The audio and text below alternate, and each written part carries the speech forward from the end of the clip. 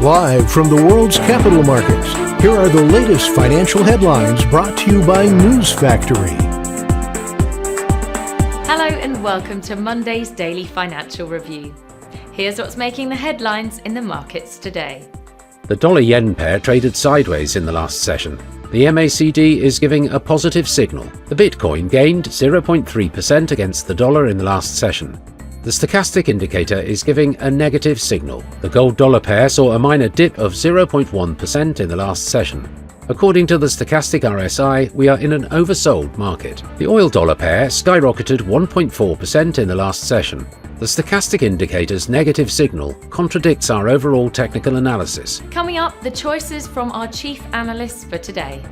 Russia remained China's largest crude supplier in July, Chinese government data showed.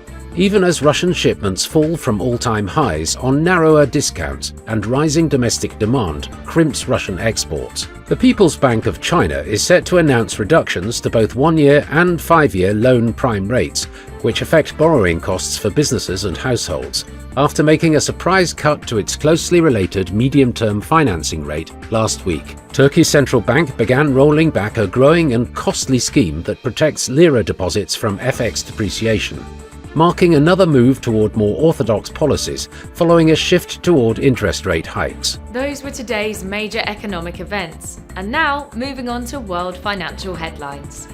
The US Chicago Fed National Activity Index will be released at 12:30 GMT. The US 3-month bill auction at 15:30 GMT. The US 6-month bill auction at 15:30 GMT. Germany's Producer Price Index will be released at 0600 hours GMT.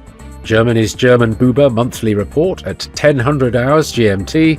The Portuguese current account balance at 1000 hours GMT. We hope that you've enjoyed Monday's financial review.